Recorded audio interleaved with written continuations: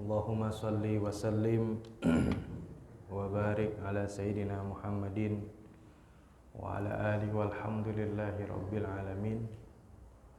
Subhanallah wa bihamdihi subhanallahil azim. Adada khalqihi wa ridha nafsihi wa zinata arshihi wa midada kalimatihi. Allahumma stajib du'ana innaka antal wahhab. Mungkin pencahayaannya bisa di setting lagi mungkin. Kayaknya dari sana kebaca enggak, Bu? Enggak. Dari infokusnya. Putaran-putarannya itu loh. Siapa yang ngerti? Diputer-puter dikit.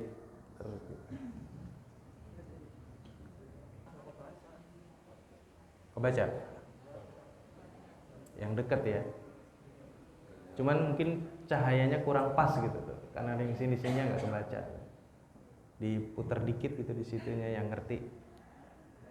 Diputerannya. Ada ilmu tauhid yang berawal dari hadis kedua Arba'in Nawawi, bicara tentang iman, lalu ditanya apa itu iman dan dijawab kepada semuanya. Dari situ muncullah ilmu tauhid. Percaya kepada Allah, percaya kepada malaikat, percaya kepada kitab-kitab, percaya kepada rasul-rasul, percaya kepada hari akhir dan qada dan qadar. Dari situ kita jadi tahu asma dan sifat. Nah, kita akan mempelajari tentang sifat. Kemarin masuk di sifat wujud. Nah, sifat wujud dengan dalil salah satunya afillahi syakkun. Itu dalil nakli dari Al-Quran sehingga tidak bisa dibantahkan. Tetapi manusia bukan makhluk yang apa ya?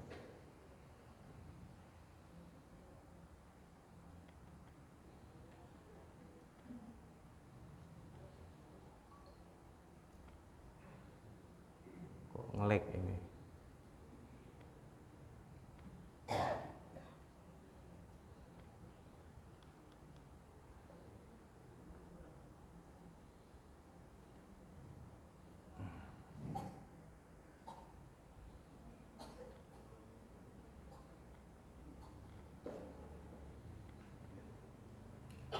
Diulang lagi.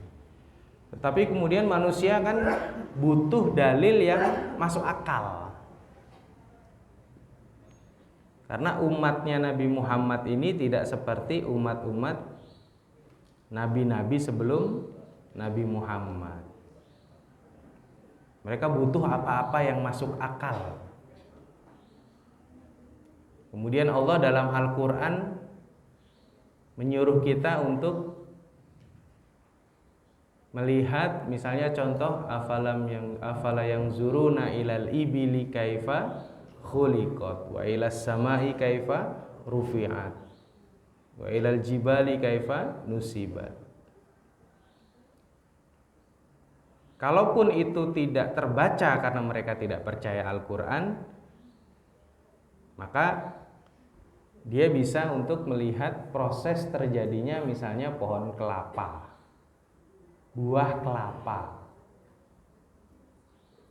Itu bagaimana ceritanya air kelapa itu naik dari bawah ke atas.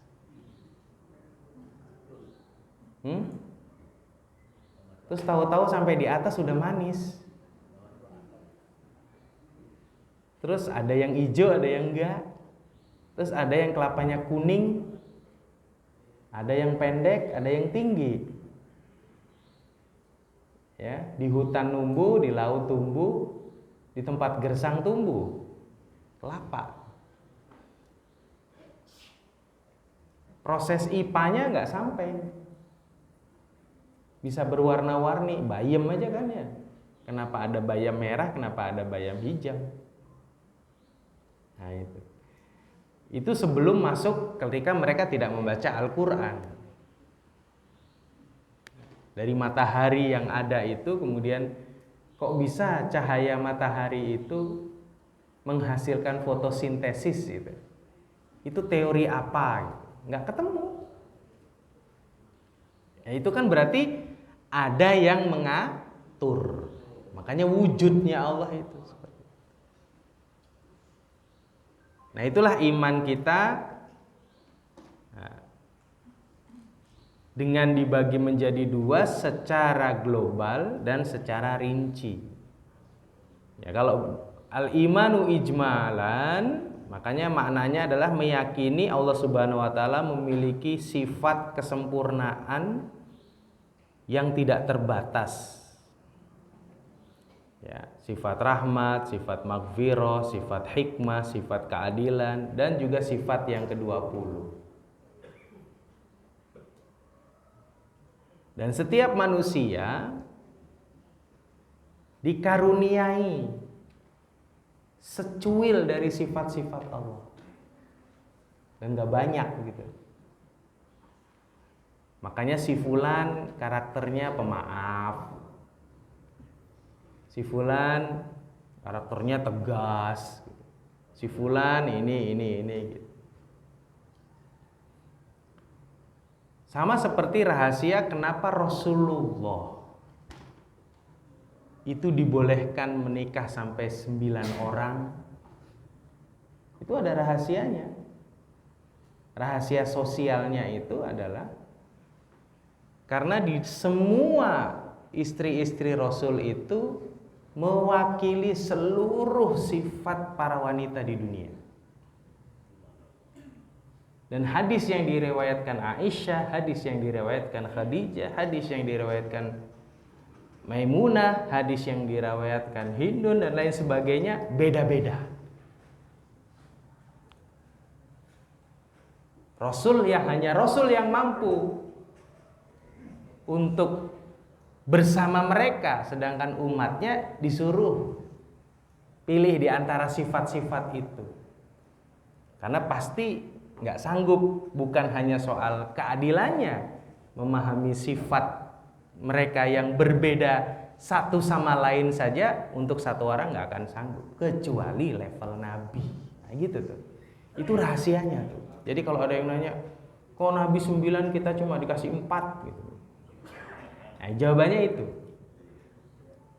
sebagaimana Nabi mampu untuk berinteraksi dengan masyarakat saat itu Irak, Yaman, Mesir, ya kan? Berbeda-beda kan karakter itu, mereka semua Arab yang datang semua ingin melafadzkan Al-Quran, Nabi membolehkannya. Muncullah itu kemudian ilmu qiraah asyarah, qiraah sab'ah dalam Al-Quran. Karena yang Irak bilang begini boleh, Yaman bilang begini boleh, dari Persia bilang begini boleh. Nah di situ ya, maka Allah memiliki semua itu dan diturunkan sifat-sifat kesempurnaan manusia ada di Nabi besar Muhammad sallallahu alaihi wasallam. Ada juga beriman secara rinci atau khusus. Nah, yang khusus ini ya hanya 20 ini. Ini hasil ijtima'nya ulama. Sifat Allah kan tidak terbatas. Tapi untuk yang khusus ini. Di masjid-masjid kita sekarang anak-anak biasanya kalau asar, maghrib di kampung-kampung apa yang masih gitu kan? Wujud, qidam, baqa, mukhalafatul, apa yang masih? Hanya beberapa, ya kan? Beberapa. Selebihnya sekarang mungkin sudah baca Al-Quran, udah sholawat dan lain sebagainya. Kita tetap berhusnudzon.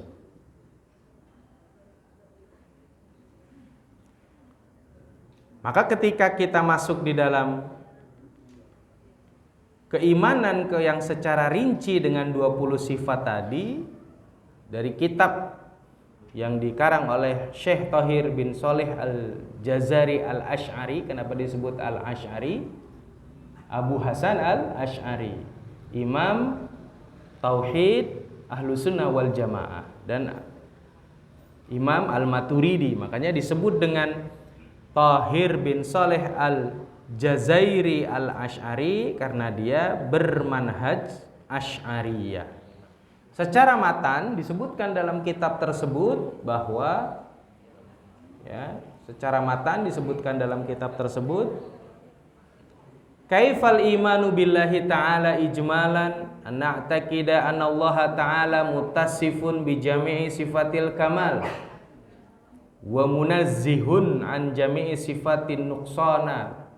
Jadi Allah itu bersifat semua sifat kesempurnaan dan tidak memiliki sifat kekurangan.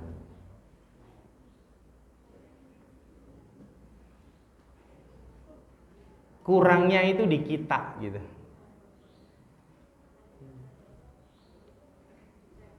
Jadi kita sebenarnya nggak boleh itu ketika kena masalah terus kita bilang sama Allah, why me?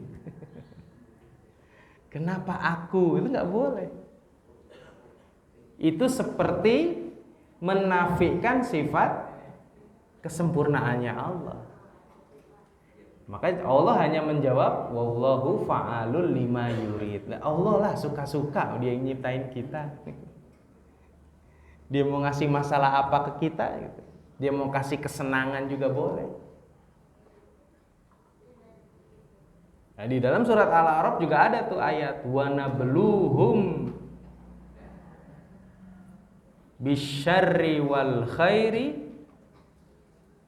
fitnah gitu kan. Wa nabluwahum bil hasanati was sayyi'ah la'allahum yarji'un. Maaf saya salah. Dan kami uji mereka dengan kebaikan dan kesulitan agar mereka kembali. Jadi ujian itu adalah kebaikan. Nikmat itu ujian. Nah, karakteristik umat ini lebih kuat bersabar daripada bersyukur. Sehingga banyak ujiannya karena pasti sabar. Tapi kalau dikasih nikmat, kecenderungan lupanya lebih cepat dibanding dikasih ujian, dia langsung bersabar. Nah, wujud daripada kita yakin bahwa Allah itu ada yaitu. Nah, kemudian untuk sifat yang tafsili, ya di sini ada nih yang tafsili. Kaifal imanu billahi ta'ala tafsilan. Anak takida anna Allah ta'ala mausufun. Nah, baru. Kalau tadi kan global ya, semua sifat. Tapi begitu rinci, di situ muncul tuh wujud, qidam, baqa, mukhalafatul lil hawadis, qiyamuhu sampai ke 20. Di kitab Al-Jawahir Al-Kalamiyah fi Idhahil Aqidah Al-Islamiyah. Nah, dalam konsep wujud juga seperti itu, seperti tadi saya sampaikan. Lebih banyak menginginkan dalil akli dibanding nakli. Karena kecerdasan sebenarnya setelah kita teliti ya, umat Nabi Muhammad itu ya lebih cerdas daripada umat sebelumnya sebenarnya. Buktinya apa? Keturunan Yahudi itu kan sudah diklaim sama Allah, mereka seperti apa? Kera. Bahkan disebut dengan kebodohannya. Mereka itu lebih pintar setelah bertemu dengan Rasulullah SAW. Dan itu keturunannya, bukan aslinya Yahudi. Aslinya Yahudi mah udah selesai di zaman Nabi Musa. Nah, ini di surat ini tadi itu.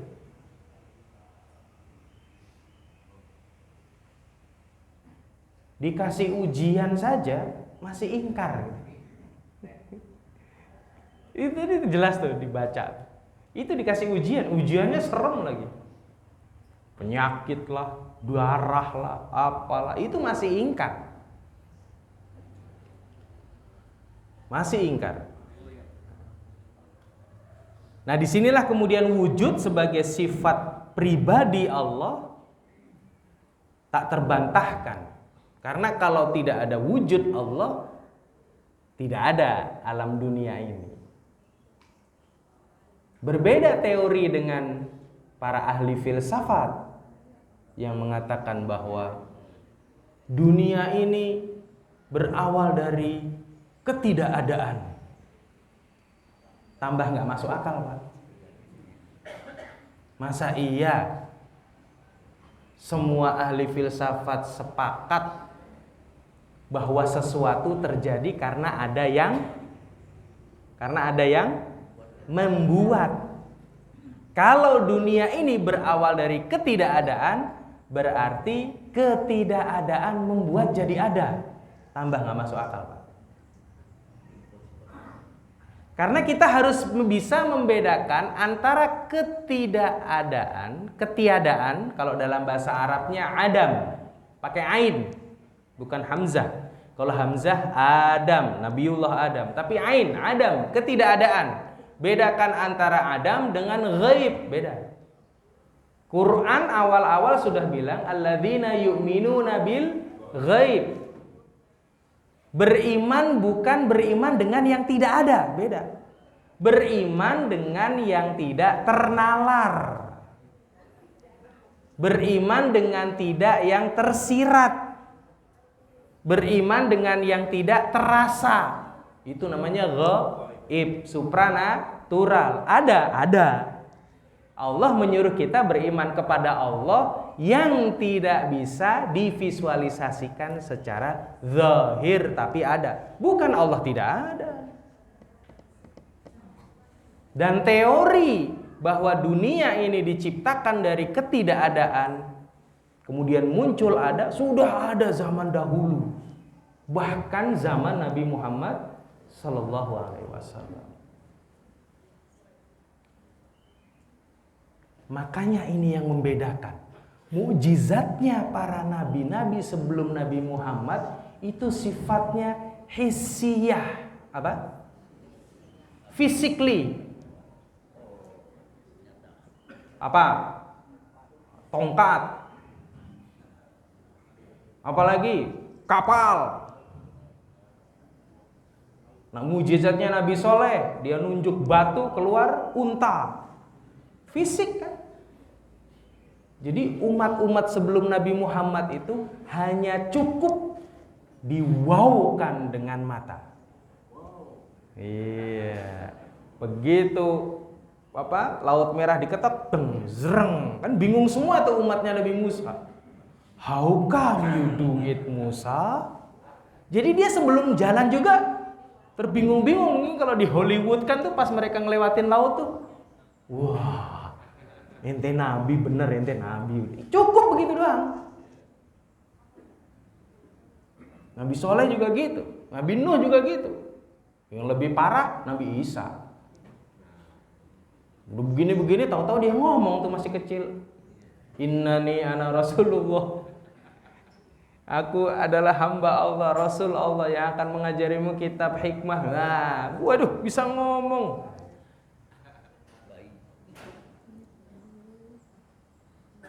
Tapi zaman Nabi Isa, akal sudah mulai hidup. Logika sudah mulai hidup.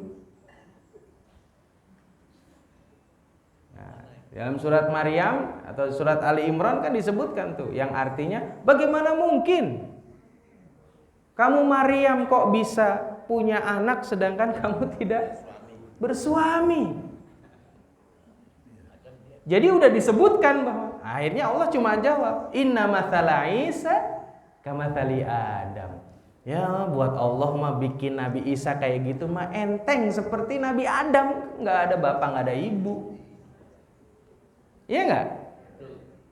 Khalaqahu min turabin tsumma yaqulu kun fayakun. Selesai. Udah diem tuh. Dan itu yang jawab siapa?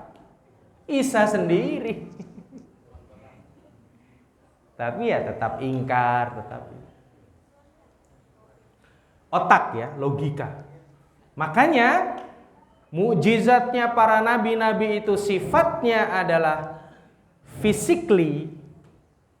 Mukjizatnya Nabi Muhammad physically dan akli. Makanya Al-Quran. Emang ada mukjizat para nabi-nabi sebelum Nabi Muhammad bisa kita pegang? Enggak. Tongkatnya Nabi Musa ada nggak yang memiliki? Nggak ada, segelintir orang. Ya, kapalnya Nabi Nuh ada, mujizat-mujizat itu. Ada yang tahu jarumnya Nabi Idris? Iya, jarumnya Nabi Idris tuh kalau membuat pakaian itu halus. Dia lebih bagus daripada mesin jahit sekarang. Itu mujizat tuh Nabi. Siapa yang nemuin tuh jarumnya tuh? Ya ada, ya cuma saat itu aja. Pokoknya orang kalau dibikinin baju sama Nabi Idris tuh langsung beriman. Gitu. Sebagaimana teori tauhid itu bermula dari titik. Nah, ilmu jahit itulah bermula dari titik satu sampai titik akhir. Makanya Nabi Idris sudah tahu bahwa kapan dia akan dipanggil gitu. Sudah tahu salah satunya. Nah, disinilah ya, memang kalau dalam kajian sifat ini, wujud ini harus panjang penjelasannya gitu. Dan Allah melayani Allah itu melayani umat-umatnya yang ragu dalam kisah-kisahnya Nabi Muhammad SAW. Sedangkan Al-Quran, mukjizatnya Nabi besar Muhammad SAW bukan cuma bisa kita pegang, bisa kita miliki. Wah, hebat deh. Bukan cuma bisa kita baca kan?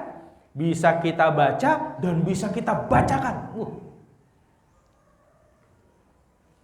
Jadi baca dulu nih. Setelah mendengar, baca. Terus bisa membacakan. Banyak hadis-hadis yang bicara tentang bacalah, bacakanlah, kan gitu. Misalnya, bacakanlah surat Ali Imran 26-27 kepada pemimpin yang zalim, runtuh dia. Runtuh. Iya. Udah dibaca belum? Udah kemarin, cuma nggak lengkap. Lupa kali. Udah baca sih gitu, karena keburu sama filsafatnya Sunan Kalijogo gitu. Jadi kelupa sama yang kulillahumma gitu. Baru baca kulillahumma malikal mulki tu'til mulka man tasya wa tanzi'ul mulka mimman tasya. Habis itu baca seratnya Sunan Kalijogo. Andai itu dilanjutkan, turzuku man tasya'u bi ghairi hisab. Wah, udah itu top gitu. Nah, gitu. Itu kan berarti membacakan. Umar masuk Islam karena dibacakan surat Toha oleh adiknya. Gemetar dia Umar tuh ketika baca, ponakannya baca Toha, gemetar itu Umar. Dia masuk Quran, masuk Islam karena Toha itu tadi. Dan Toha itu adalah ayat tengahnya juz 16. Ayat tengah-tengahnya itu juz 16. Makanya dia menjadi kolbunya Umar. Dan menangisnya Umar, gemetarnya Umar bukan hanya di kala itu. Ketika dia sudah beriman, dia udah jadi khalifah. Setiap kali mendengar orang membacakan surat Toha, itu bisa tersungkur. Padahal udah jadi khalifah. Itu dahsyatnya Al-Quran. Dan itu yang membacakan orang biasa. Artinya mukjizat Rasulullah itu bisa kita miliki. Kalau bahasa kita bisa jadi sakti mandraget. Bisa itu. Iya. Gimana nggak sakti wong kita anak lahir kita azanin, oh coba ya. Iya, anak sakti kita azanin. Nah ini ya. Jadi sifat wujud, masih di tentang sifat wujud. Adanya Allah. Nah, hebatnya umat-umat Nabi Muhammad itu, dia seperti sudah terbiasa dengan mukjizat apa? Fisik. Dia butuh apa? Nalar, masuk akal. Kan awal-awal Nabi Muhammad ya, awal-awal Nabi Muhammad mendakwahkan tentang la ilaha illallah, ini ya. Oh, Quraisy itu kan kayak nggak terima. Oh, ngapain Tuhannya satu? Capek Muhammad. Lihat nih kita punya berhala banyak tuh. Ini Tuhan urusan rizki, ini Tuhan urusan dagang, ini Tuhan urusan rumah tangga, ini Tuhan urusan. Jadi urusan kita itu banyak Muhammad. Jadi Tuhannya mesti banyak.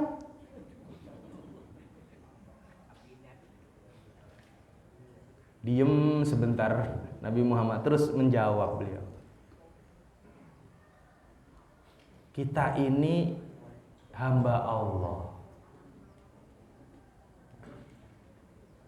Hamba Allah itu berarti punya majikan. Kita ini pembantunya Allah, pembantu, makanya khalifah. Pengen punya majikannya banyak apa satu? Pengen hidup di satu rumah majikannya banyak apa pengen satu? Ya nggak mau kita punya majikan banyak. Nah itulah, kita cukup punya Tuhan satu aja. Tapi semua urusan diperintahkan semua kepada kita. Daripada kamu menaati banyak Tuhan, banyak majikan. Nah itu logikanya Rasulullah bisa tuh seperti itu. Cara Rasulullah menjawab tuh. Gitu. Setelah perang Badar, dari kaum muslimin ada yang ditawan, dari kaum musyrikin ada yang ditawan. Ditawan, dua-duanya ditawan. Terjadilah negosiasi. Zaman dulu udah ada negosiasi. Sekarang Hamas bernegosiasi dengan IDF tentang gencatan senjata yang harus dibayar dengan rilis para tawanan. Nah, kaum Quraisy mengirim seorang yang bernama Zubair bin Mut'im. Itu cerdas. Dia juga panglima, dia juga ahli strategi perang. Saking lamanya diskusi dia dengan teman-temannya, sampai-sampai dia berangkatnya menjelang maghrib. Karena nanti begini, kalau ditanya begini, nanti begini. Wah, udah disiapin tuh dalam cerita itu. Datanglah dia menemui Rasulullah pas maghrib. Pas maghrib. Ketika maghrib Rasulullah ghairil maghdubi alaihim waladdallin. Amin. Dibaca tuh. Wattur wa kitabim mastur. Jadi Rasulullah salat maghrib baca satu surah. Wattur. Ini riwayatnya di Imam Bukhari, berarti sahih, Pak. Itu menurut Rasulullah pendek. Kebayang nggak kalau saya imam maghrib terus pakai surat At-Tur? Hah? Ya, gitu salam yang tersisa Pak Tri. Habis itu datang, Ustadz besok-besok juz amma aja Ustadz ini. Rasulullah itu salat maghrib At-Tur. Itu udah dianggap paling pendek. Kenapa At-Tur ya? Karena saat itu setelah perang. Jadi tidak ada urusan ma'isyah, tidak ada urusan pekerjaan gitu. Jadi At-Tur kalau dibaca di saat yang tidak ada yang sibuk boleh. Nah, begitu sampai pada ayat 36-37. Nah, 36-37 ya, disebutkan di sini. Am khalaqus samawati wal ardo bal la yuqinun. Jadi mereka itu sudah mau tukar tawanan, sekalian mau diskusi, menjatuhkan mentalnya Rasulullah SAW. Tentang Tuhan tidak ada, ini tidak ada, tidak ada. Dijawab langsung waktu sholat. Dia udah siap sedemikian rupa, dengar Rasulullah baca, am khalaqus samawati wal ardi bal la yuqinun. Yang artinya apa? 36 yang artinya, ataukah mereka telah menciptakan langit dan bumi? Sebenarnya mereka tidak meyakini. Artinya apa? Allah tuh juga, ya sudah. Kalau emang kamu merasa kamu benar, ya anggap saja kamu menciptakan langit dan bumi. Ditantang gitu. Lalu kamu proklamirkan aja diri kamu, saya yang menciptakan langit dan bumi. Itu orang yang gak beriman aja gak percaya. Betul tidak? Habis itu baru duduk ya. Disebutkan yang artinya, Muhammad, rusak semua otakku mendengar surat yang kamu baca. Wa asyhadu annaka rasulullah. Langsung bersyahadat. Mau nego baru denger langsung masuk Islam. Selesai. Bapak-bapak jangan kaget ya bahwa masuknya Islam, rame-ramenya orang masuk Islam di Eropa itu, yang melalui media sosial itu 30%, Pak. Mereka lihat YouTube siapa, terus datang ke masjid, masuk Islam. Itu 30%, Pak, nggak banyak. 70%-nya, Pak, keseharian. Dan kita akan tercengang bahwa yang paling memiliki efek terhadap masuk Islamnya orang-orang Eropa bukan dari kalangan cendekiawan Muslim. Coba. Bukan para ustadz, ya kan? Bukan para syekh di Eropa, bukan. OB, tukang taksi, tukang sapu jalanan, tuh, babysitter. Itu yang paling banyak membuat orang-orang Eropa kaya itu masuk Islam. Jadi peran media sosial 30%.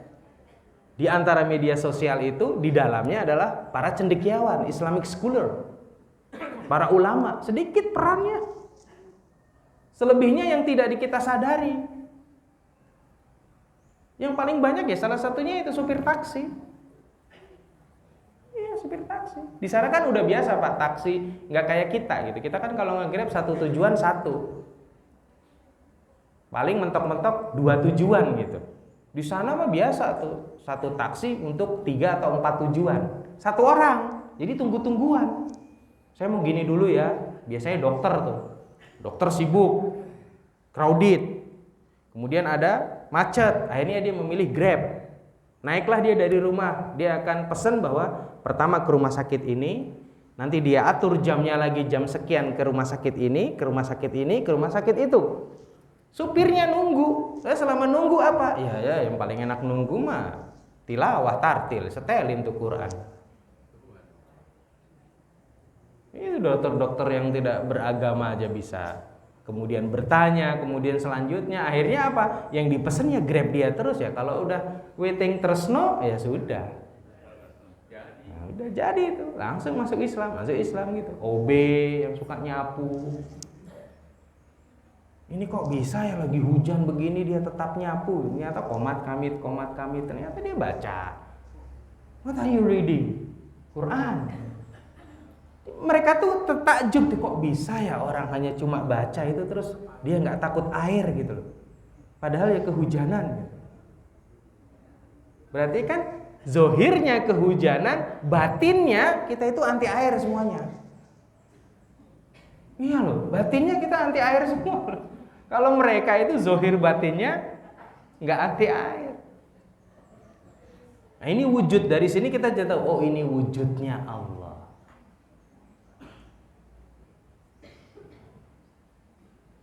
Jadi Allah langsung tuh bicara seperti itu.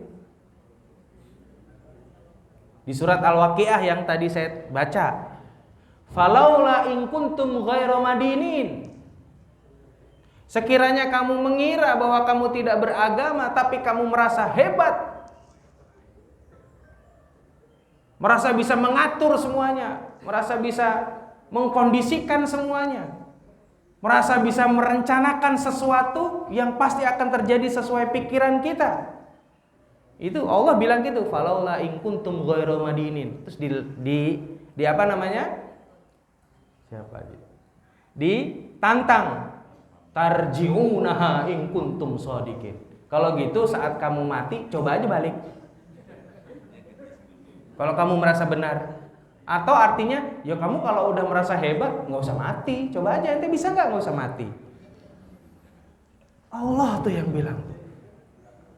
Dibolehin, jadi bahasanya dibolehin kita berpikir hebat ini dengan law attraction kita. Habis ini begini, habis itu begini. Oh, ini harusnya begini. Oh, kalau untuk begini gitu. Punya rencana kan? Oh, bansos harusnya Desember. Ntar aja Februari bikin kepres. Begitu bansos mau turun, nggak disangka rektor bunyi semua. Weng! Waduh. Jadi rektornya pada bunyi, ada satu nih bunyi, ini Cina. Keluar penjara, tek. Runtuh itu suara langsung. Iya kan? BTP bunyi ini, 3 hari ini FYP-nya BTP semua. Iya. Bunyi semua beliau. Itu kan nggak direncanakan kan? Tiba-tiba emang rencana enggak, tiba-tiba resign dulu dari Pertamina karena emang dia kapasitasnya tidak untuk apa? Tidak untuk di lapangan karena masih banyak yang haters dia masih ada. Makanya dengan alasan dia surat dari menteri belum keluar dia nggak bisa kampanye, akhirnya dia cuma di tempat-tempatnya. Emang ditugasinya seperti itu.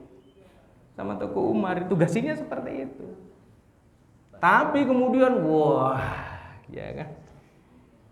Itu menunjukkan bahwa apa? Sesuatu yang sangat dekat sama kita suatu saat bisa sangat menjadi jauh dengan kita. Itulah politik. Tapi ini kan dibalik itu ya itulah. Seperti itu. Kita nggak bisa mengatur sekelas Albert Einstein dan lain sebagainya, para ilmuwan ini nggak bisa. Iya kan? IDF itu sudah merencanakan Ramadan ini mereka akan menyerang Gaza. Ya. Dari intelijen Palestina yang sudah diketahui itu, sebagaimana yang disampaikan oleh Ustadz siapa tuh yang bisa pulang tuh dia kan nyampaikan.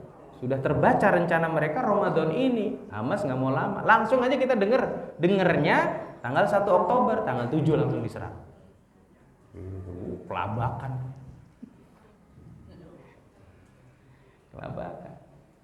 Hamas kan nggak mikir nanti dunia gimana, nggak ada urusan. Kita urusannya Palestina. Aqsa jadi lain gitu. Kaget semuanya kan, berdampak itu semuanya, apa semuanya. Jadi segimanapun media kemudian menutupi kegagalan IDF, ada satu yang pasti bisa dipantau oleh semua orang, apa? Saham. Anjlok semua satu persatu, tutup ini semua. Wah, kerugiannya udah hampir bentar lagi melebihi utang Indonesia. Iya, padahal itu negara kecil, Pak.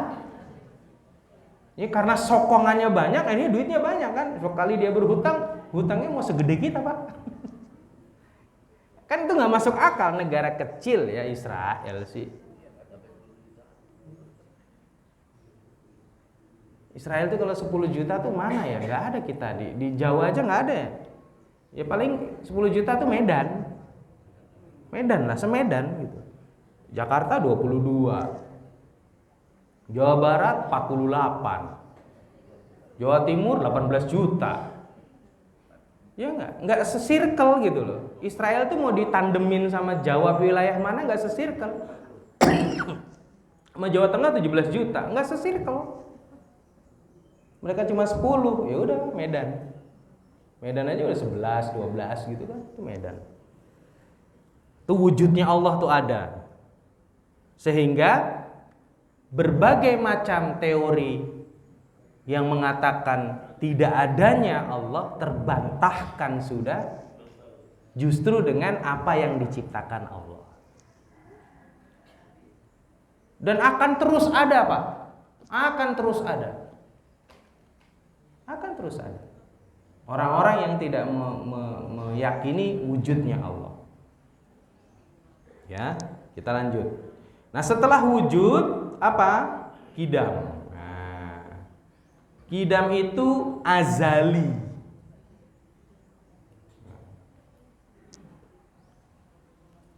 Qidam itu azali.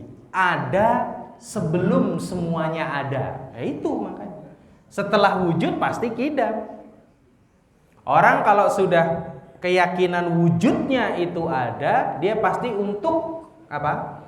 Untuk sampai ke 20 sifat lainnya paham. Makanya lebih baik menerangkan sifat wujud itu lebih lama daripada sifat yang lain.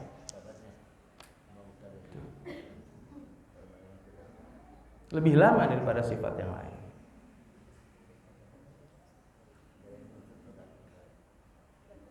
Para penemu-penemu ilmu pengetahuan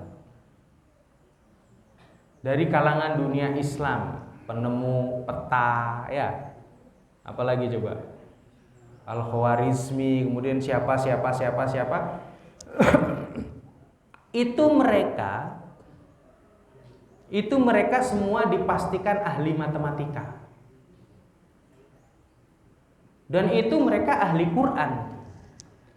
Ahli hadis, tapi ahli matematika, ahli fisika. Syekh Wahbah Zuhaili, pengarang kitab Al-Fiqhul Islam wa Adilatuhu, itu tahu teori fisika. Dia ngerti teori tentang anatomi. Makanya anak-anaknya setelah hafal Quran dan hafal Sahih Bukhari, ada yang masuk jadi dokter. Ada yang jadi ahli nuklir, ya kan? Di Syria sana, itu anak-anaknya Syekh Wahbah Zuhaili. Nah, matematika dasarnya apa? Dasarnya kan satu, ahad. Ahad itu kalimat ahad itu angka apa? Satu itu angka apa? Angka dasar. Angka dasar. Angka 2 menjadi pembilang. Iya enggak? Betul ya, sampai di sini yang tahu matematika nih. Saya juga puyeng soalnya.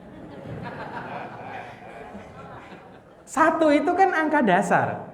Begitu 2 kan dihasilkan dari 1 sama 1, betul ya? 3 dan lain sebagainya. Artinya semua angka tidak akan terjadi kecuali ada ahad.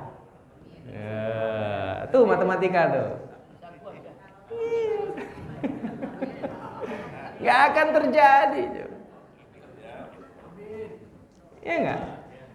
Nabi Idris juga dalam membuat angka 1, dia memulai dengan apa? Titik. Nah, titik itulah kemudian 1 ditarik. Nah, 1 ahad. Diawali dari titik. Titiknya ada di mana? Di ba. Makanya Al-Quran kalau diringkes lagi, tapi setelah mengkajinya ya, jangan langsung belajar titik nih kita. Kita harus belajar tafsir, belajar ini semua, lalu tiba-tiba kita belajar ke intinya, yaitu Al-Fatihah. Begitu belajar Al-Fatihah udah puas, semua tafsir kita kuasai, coba belajar Bismillah. Begitu belajar Bismillah baru huruf ba. Ba itu ada di titik. Nah, di situ tuh. Nah, Allah sudah ada sebelum semuanya ada. Ini kidamnya. Makanya di situ disebutkan, ya, di sini disebutkan mana tadi? Nah, azali laisa liwujidihi ahwal. Ini Imam Ghazali yang bilang. Ihya Ulumuddin. Azali itu adalah tidak ada yang mengawalinya. Artinya sebelum semuanya sudah Allah. Nah, sifat azali yang dimiliki oleh Allah, dia sudah tahu apa yang akan terjadi. Yang terjadi pada diri kita sudah tahu, yang terjadi pada bangsa ini. Allah sudah tahu siapa yang masuk putaran kedua.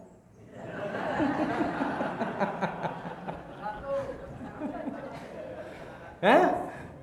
Iya, itu azali itu gitu. Itu hebatnya Indonesia kan. Kalau Amerika itu kan ya, seminggu setelah election baru diketahui pemenangnya kan. Jerman gitu. Indonesia itu sebelum election sudah diketahui pemenangnya.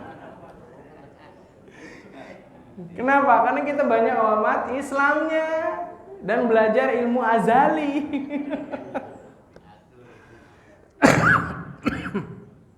Tidak ada permulaan untuk wujudnya Allah Ta'ala, Allah Subhanahu wa Ta'ala. Gitu.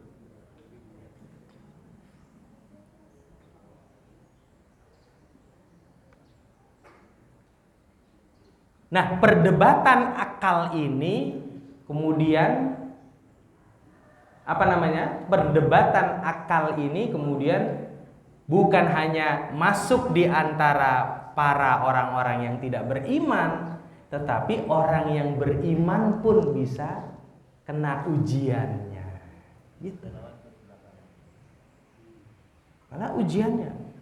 Orang beriman tuh banyak diuji dengan akalnya. Gitu. Saya ngasih contoh. Dulu ada pertikaian yang harus diselesaikan antara Sayyidina Ali bin Abi Thalib dengan Muawiyah bin Abi Sufyan. Bertikai itu mereka. Dan sempat sudah terjadi peperangan. Huru-haranya sudah, tapi kemudian diberhentikan. Para sahabat kemudian irji ilal Quran, kembali kepada Quran. Didudukkanlah itu mereka berdua. Ya. Didudukkanlah mereka berdua. Nah, ketika didudukkan, para sahabat bilang, ini pertikaian harus diselesaikan dengan Quran gitu. Akhirnya Ali ngapain? Itu khalifah ya, karena dia habis dikudeta sama Muawiyah. Ali mukul Quran. Bah, gitu. Ayo sana, sal hadzal mushaf. Dipukul itu Quran sama ini, tanya sana sama mushaf, katanya kembali ke Quran. Tanya dia masalah saya sama Muawiyah, tanya. Siapa yang mau nanya dia? Apa dia bisa menjawab? Lalu para sahabat, in huwa illa auraq. Makanya kalau kamu melihat Quran, dia bisa menyelesaikan masalah kita, tanya sama dia. Oh enggak Ali, itu kan cuma kertas-kertas. Tanya sama saya. Gitu Ali bilang. Seperti memberitahukan, terpaksa Ali memberitahukan, aku yang lebih tahu banyak tentang Al-Quran daripada Muawiyah. Gitu. Barulah kemudian Ali membacakan ayat tentang perselisihan antara suami istri. Fa in kana shiqaqum bainuma, kemudian ada yang datang bil adli, fahkum bil adli, supaya dihukumi dengan yang adil dengan adanya orang ketiga atau dalam hal ini mediator. Mediator tuh. Disitulah Ali kemudian menerangkan, lihat Al-Quran. Jangankan urusan saya dengan Muawiyah yang harus pakai mediator, sampai urusan perselisihan kecil suami dan istri saja Al-Quran nyuruh pakai mediator. Nggak ada yang berani jadi mediator saat itu. Kenapa? Karena yang di mediatori siapa? Ali. Berarti kan kalau jadi mediator harus lebih pintar dari Ali. Barulah kemudian Ali mengatakan, ya sudah, keputusan dia benar. Gitu. Ya udah, Ali menerima pengkudetaannya gitu, tapi Ali jangan diapa-apain kan gitu. Akhirnya yang bicara politik, gitu. Sudah selesai. Nggak ada satupun yang sanggup saat itu. Karena dia kalau dia dihukumi kembali, ya siapa yang bisa kembali? Oh ya ngerti dong gitu. Ya ngerti. Nah, tahu, Ali sudah tahu bahwa ketika dia didudukan dengan Muawiyah, ini yang pada mau mendudukan dia semuanya di bawah rata-rata dia. Yaitu azalinya udah dapat Ali. Nah, ini sifat azali.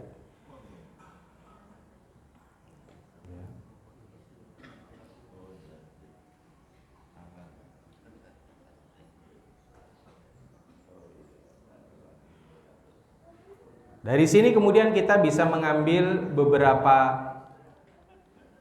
poin. Al-Qidam Adamul Awaliyat lil Wujud. Kitab yang lain mengatakan seperti itu. Kemudian kalau yang kitab Syekh Nawawi Al-Bantani, nah ini yang membuat saya tertegun ya. Ini buku yang ngarang orang luar, Pak. Lalu diterjemahkan ke bahasa Indonesia.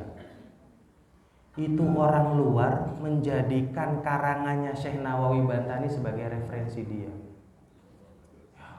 Ini ketika saya baca, ya ini harus saya jadiin materi. Gitu saya sampai kayak gitu. Karena yang tadi yang disebut-sebut tuh syekh-syekh semua Timur Tengah tuh, ternyata dia menggunakan kitabnya Syekh Nawawi Al-Bantani. Berarti Syekh Nawawi Al-Bantani menjadi bagian daripada madhab tauhid Asy'ariyah. Apa kata beliau? Dari Syekh Mahfud Abbas ya. Di situ apa kata beliau? Beliau punya kitab Nurudz Dzalam Syarah ala Madmumah Aqidatil Alam. Jadi Syekh Nawawi Bantani itu menerangkan kitabnya Syekh ini. Lebih keren lagi tuh, Pak. Ada kitab terus diterangin, kira-kira yang nerangin ini kitabnya lebih banyak apa lebih sedikit? Lebih banyak, Pak. Syarah kok. Syarah Imam Bukhari kan berjilid-jilid.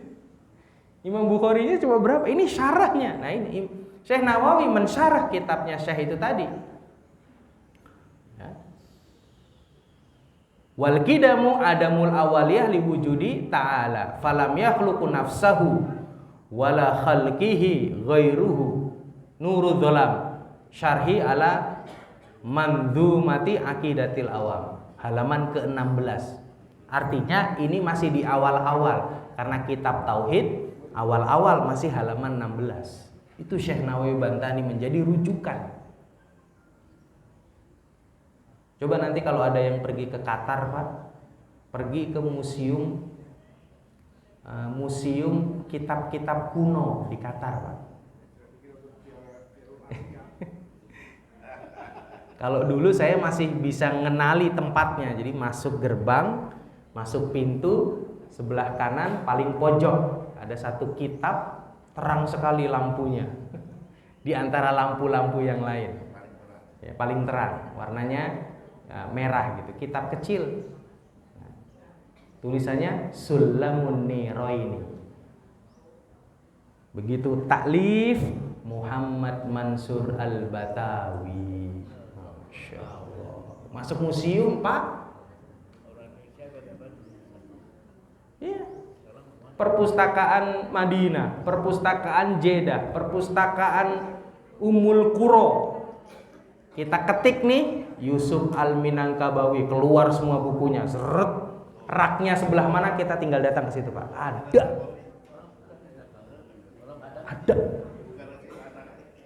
Itu dia dari belajar sampai ngajar.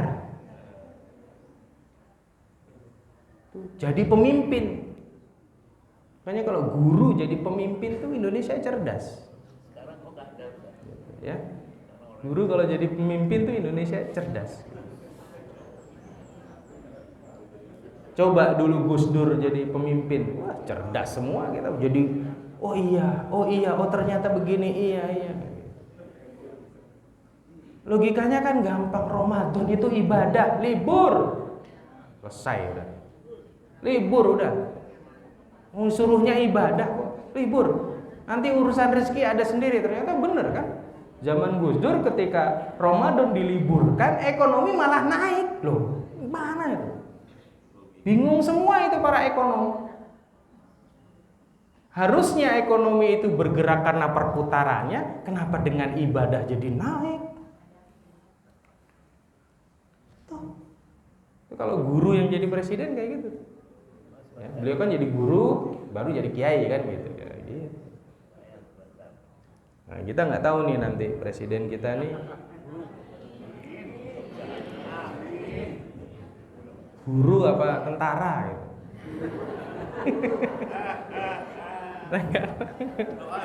Iya.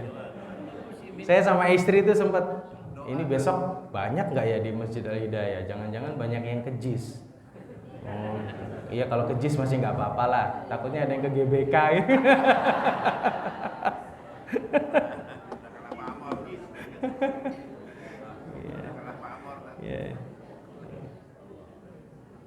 Kakak saya itu sampai cerita, aduh ini yang teman-teman GBK nggak berani posting apa-apa nih kan gitu.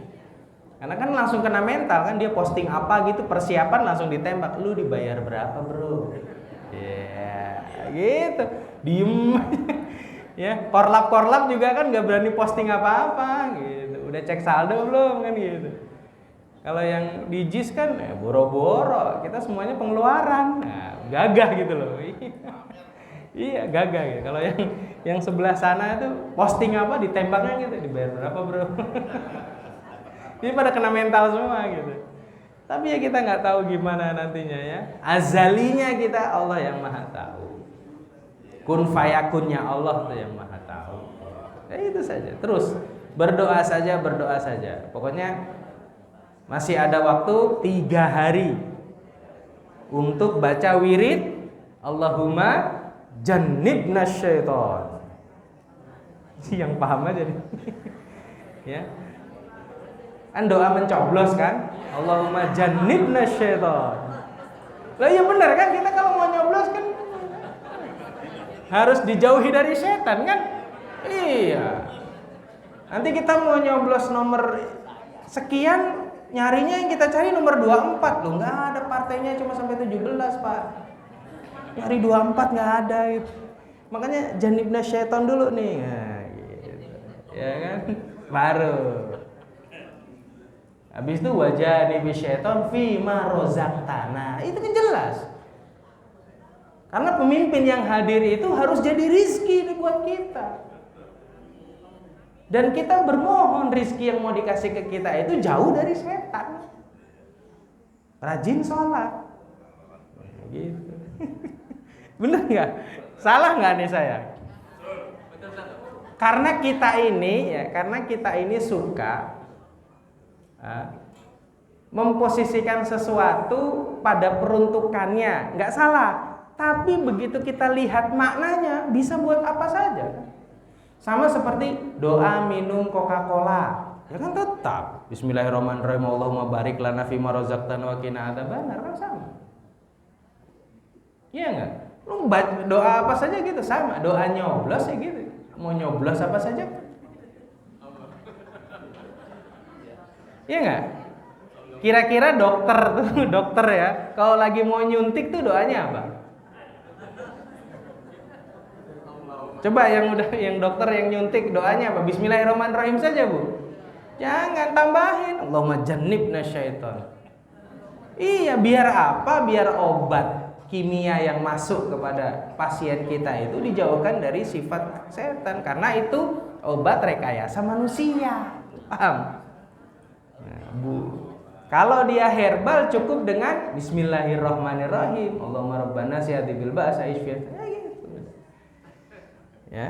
Nah, di sini disyarah di sini dalam Qidam disebutkan bahwa tidak ada permulaan bagi wujudnya Allah Ta'ala. Makanya disebutkan dalam surat Al-Hadid, huwal awwal wal akhir wal zahir wal batin wa huwa bikulli syai'in alim. Allah yang maha awal, yang akhir, yang zohir. Allah itu zohir dengan apa? Dengan kainat, dengan ayatnya, dengan tanda-tandanya sudah jelas. Wal batin, tersembunyi, ghaibnya. Wa huwa bikulli syai'in alim. Allah maha mengetahui di atas segala sesuatu. Dan sifat-sifat itu ada pada Rasulullah SAW, sebagian dikhususkan pada keterbatasan manusia.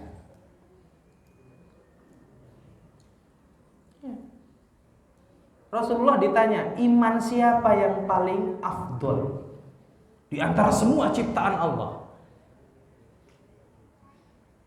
Kamu? Malaikat? Enggak. Kata Rasulullah, bukan malaikat. Malaikat itu ada batasan alam yang bisa dia masuki.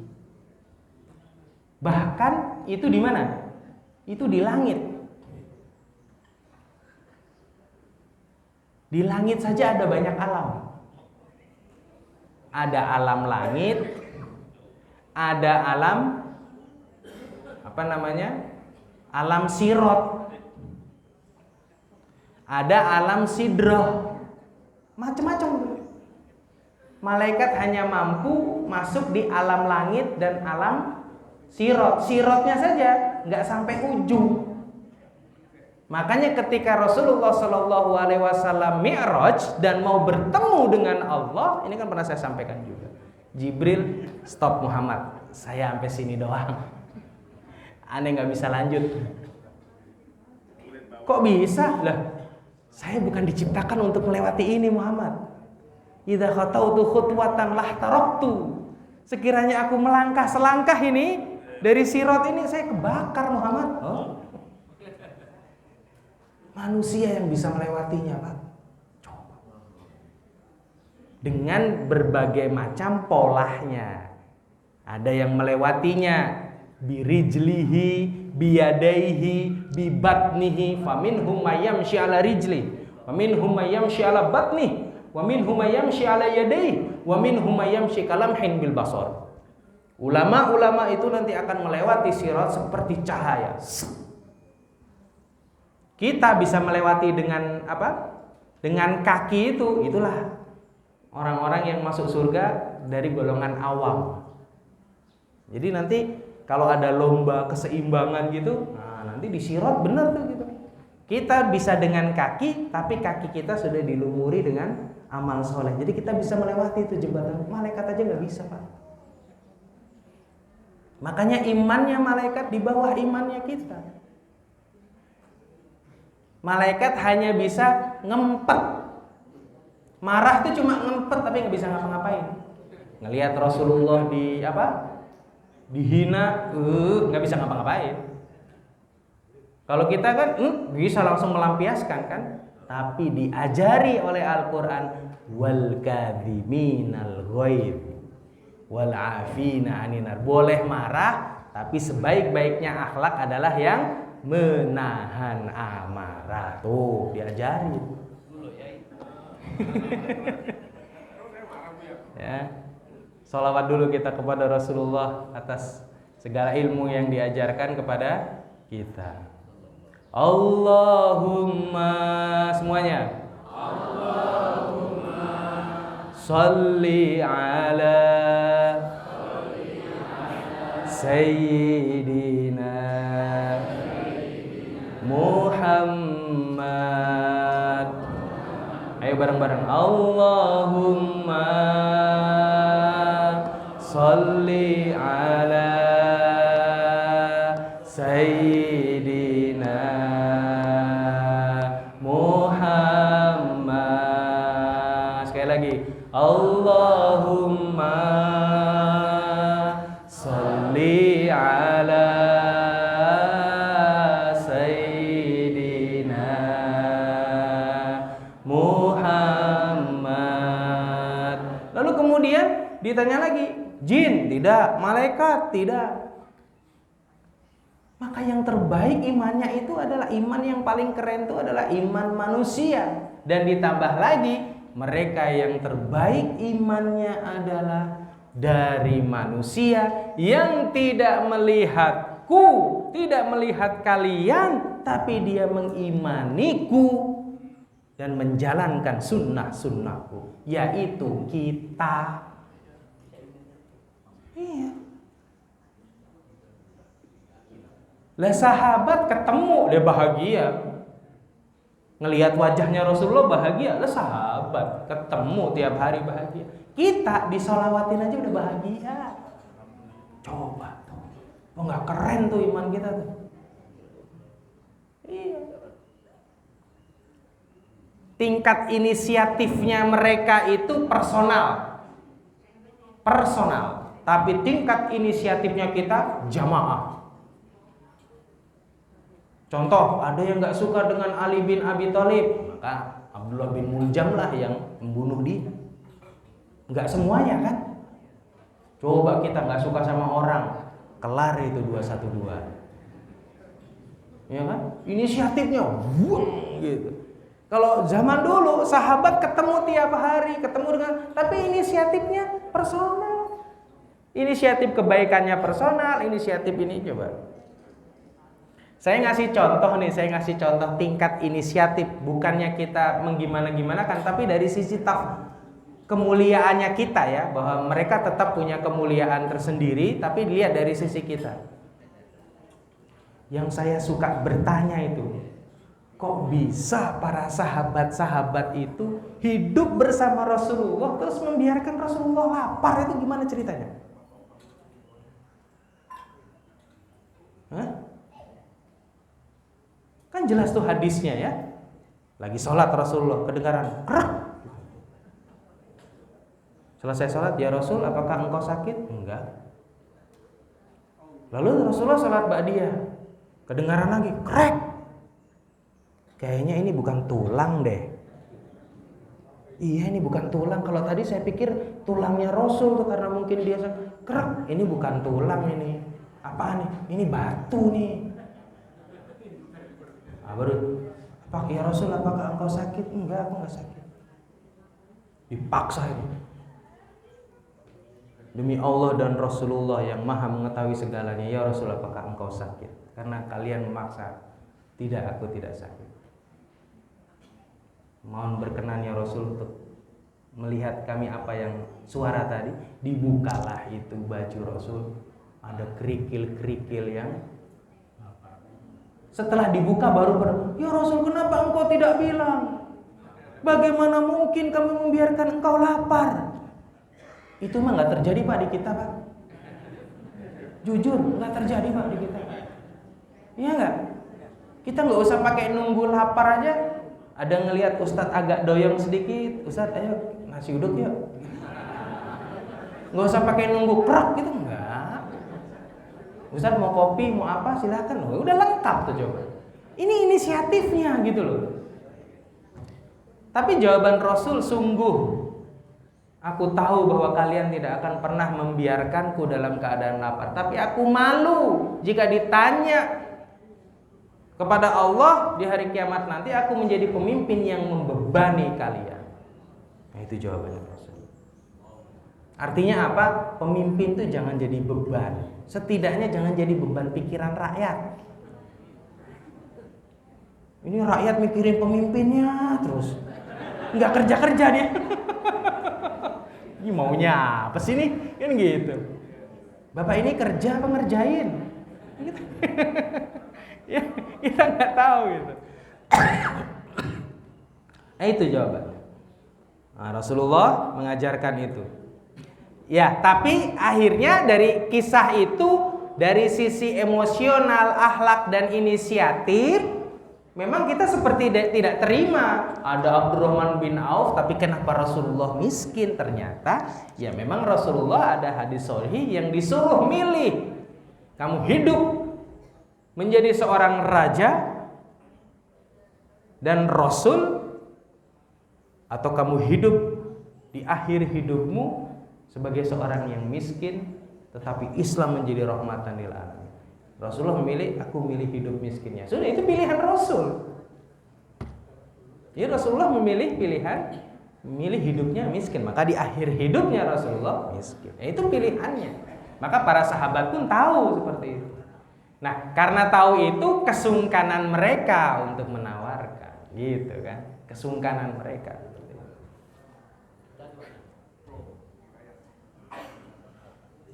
Dan juga sabda Nabi Shallallahu Alaihi Wasallam, Rasulullah pernah berdoa dengan mengucap sifatnya Allah, bukan hanya namanya Allah. Kan Quran bilang tuh, walillahil asmaul husna fad'uhu biha. Dan Allah memiliki nama-nama yang agung, maka berdoalah dengan nama-nama Allah. Ya Allah ya Rahman, ya Allah ya Rahim, ya Allah ya Malik, ya Allah ya Latif. Nah gitu.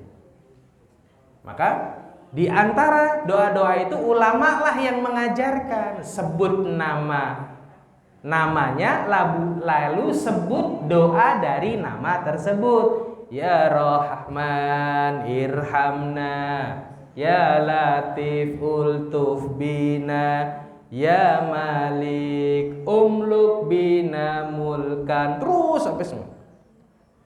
Ya Azizu a'izna, terus tuh.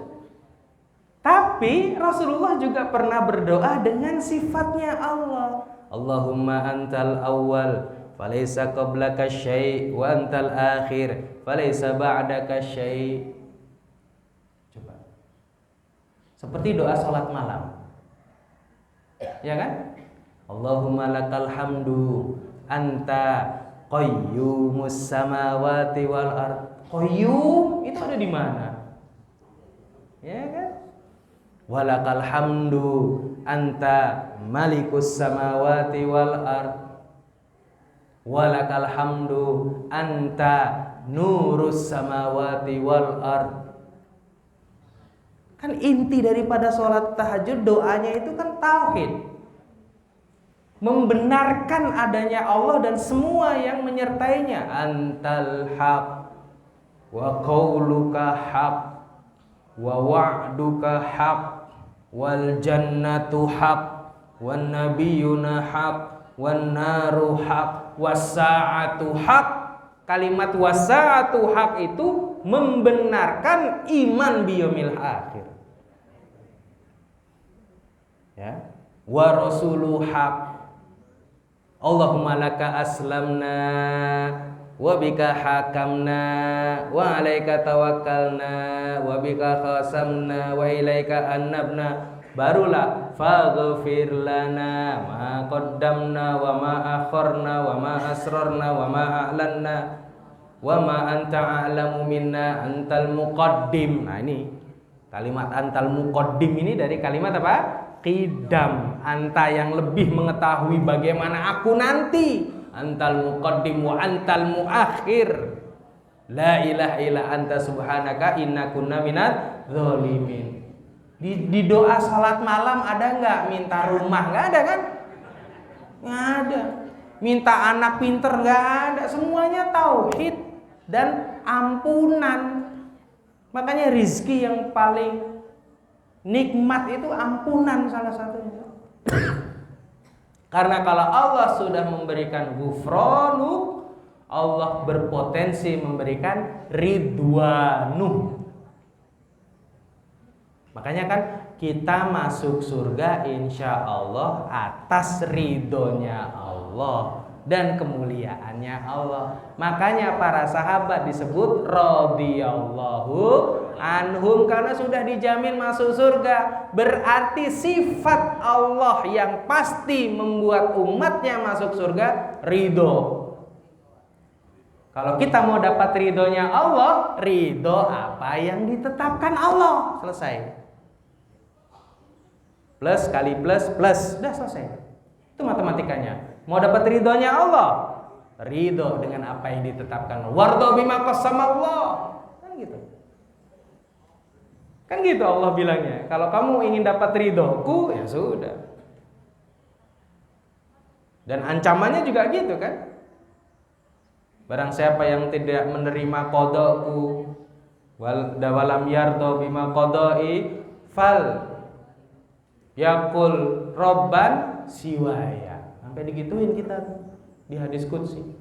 Yang tidak terima dengan ketetapanku, tidak mau menerima gini-gini, udah cari Tuhan lah selain aku. Itu maksudnya apa? Yang nggak terima itu kita bisa dianggap kafir loh. Coba.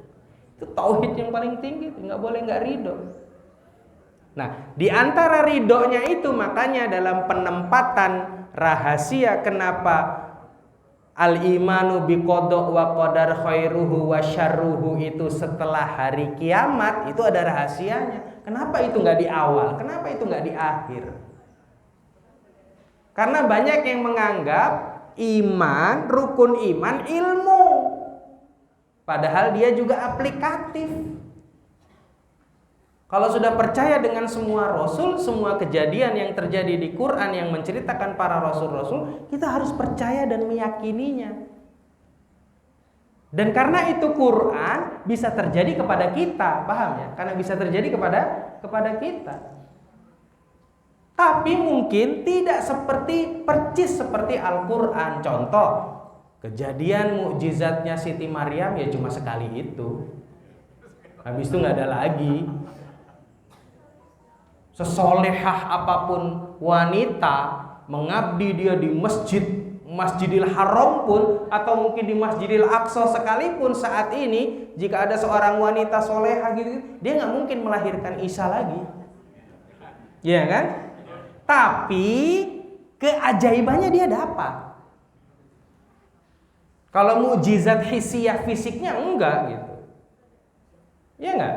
Iya. Tapi bahwa kalau kita mengabdi di Baitul Maqdis, kalau begitu mengabdi di masjid-masjidnya Allah, Allah akan turunkan keajaiban kepada kita. Syaratnya satu, mengabdinya tulus, ini tulus. Nah itulah makanya kemudian para pengabdi masjid itu disebut dengan apa? Ta'mirul masjid. Ayatnya jelas, innama ya'muru masajidallah. Syaratnya apa? Man amana billah, imannya dulu nih. Ya.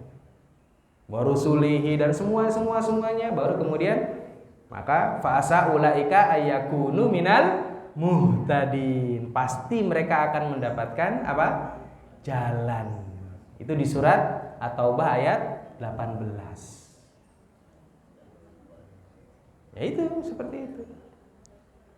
Jadi kita boleh ya berdoa dengan menyebut sifat Allah. Sebagaimana kita boleh berdoa menyebut dengan asma Allah, kita boleh berdoa dengan menyebut sifat Allah. Ini dalam hadis riwayat Muslim.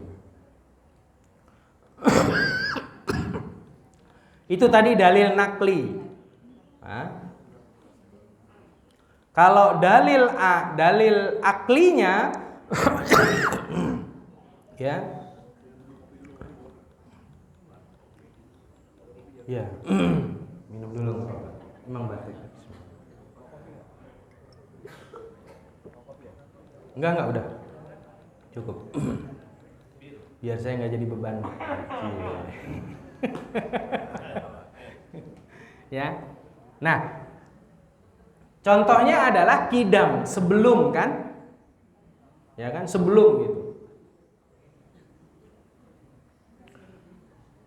Ini yang paling enak bahas kidam tuh kalau dalil aklinya tuh gampang.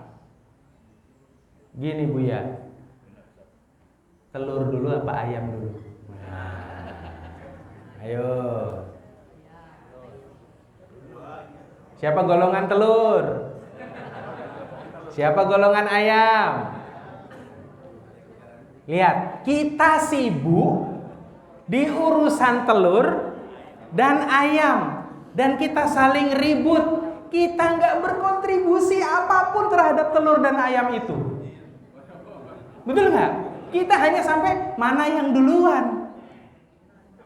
Betul? Terus kita sibuk mendiskusikan, sampai belajar, tapi kita nggak berkontribusi apapun. Belum ada satupun yang menciptakan ayam dan telur. Ini tandanya bahwa Allah itu azali. Iya betul ya? Gitu. Orang desa pergi ke kota. Ya, ngelihat gedung-gedung bagus gitu. Masya Allah, ini jalannya Jenderal Sudirman, ini gedungnya hebat betul. Pak, di kampung saya nggak ada, Pak. Bisa loh orang nggak memiliki tapi bangga. Dia nggak memiliki itu tapi merasa bangga. Padahal dia nggak ada kontribusinya atas gedung-gedung tersebut. Pergi dia ke Bandung. Masya Allah, Mojang Priangan, gelis-gelis pisan. Kampung saya nggak ada, ini cantik-cantik semua. Gitu. Ya. Di sana nggak ada gitu. Dia bisa bangga tuh, lihat Allah bisa menciptakan rasa bahagia. Jadi bukan soal itunya ya, tapi soal Allah bisa menciptakan rasa bahagia pada manusia tanpa dia berkontribusi atas kebahagiaan itu. Apa yang dia lihat, itu kan. Mau kita ngeributin apa kadang-kadang? Loh, kita kan ternyata kita ini ngeributin hanya soal apa? Zohirnya kan, bukan di penciptaannya gitu. Jadi kalau dalam bab tauhid, mau telur duluan atau mau ayam duluan, bukan kita yang menciptakan. Jadi sampai kapanpun kita bahas, dia nggak akan selesai. Gitu. Dan dibatasi ilmu kita. Kira-kira Allah itu nyiptain ayam dulu apa telur dulu kan? Gitu. Kalau kita kembalikan kepada Adam, maka Allah menciptakan ayam dulu. Iya, ayam dulu, wujudnya dulu. Dan itu buat Allah mudah. Dari tanah jadi daging, itu Adam. Apalagi ini jadi tanah jadi bulu. Barulah kemudian dia dikasih metabolisme tubuh, komponen-komponen yang bisa untuk bertelur. Kita cuma bisa melihat proses bertelur, tapi nggak tahu proses terjadinya telur di dalam usus. Kan ada tuh video TikTok tuh ya, ibu-ibu manggil ayamnya dielus-elus terus direkam, sampai bertelur tuh, pluk gitu. Kita hanya sebatas itu. Jadi ayamnya tuh dielus gitu kan, nah, telur gitu. Mungkin seharian kok ini nggak bertelur, ya dipanggil. Dah disitulah ya.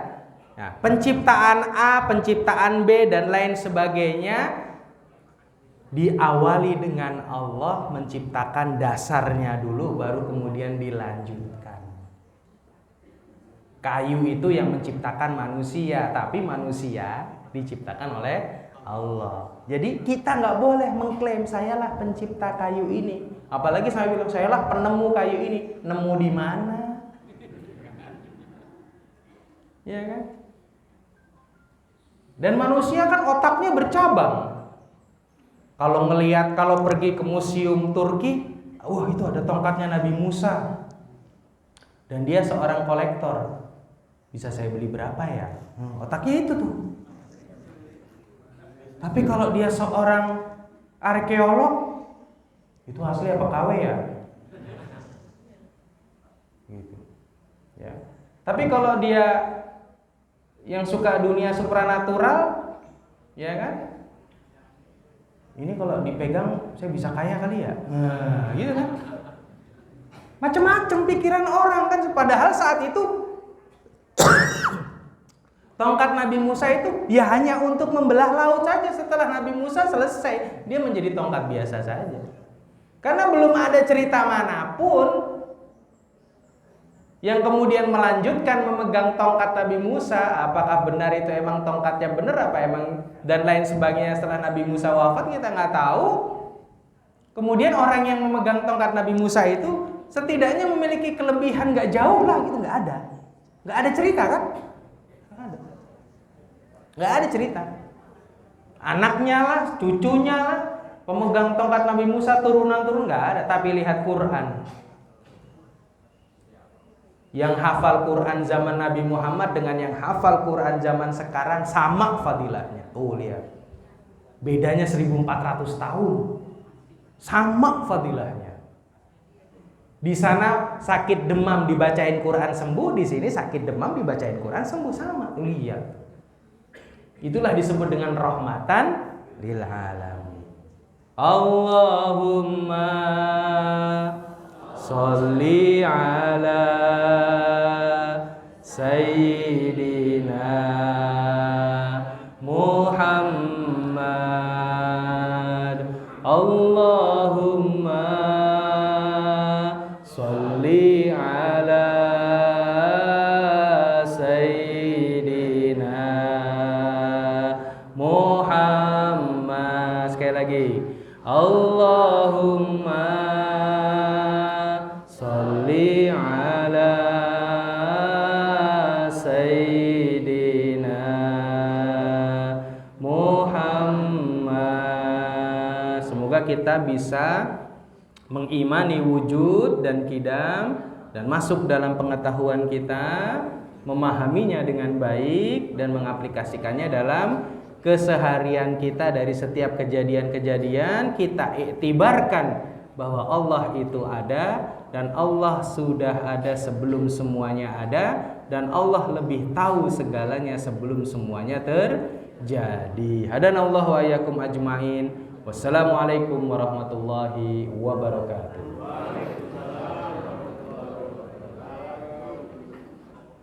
Ada sesi tanya, silahkan yang mau bertanya.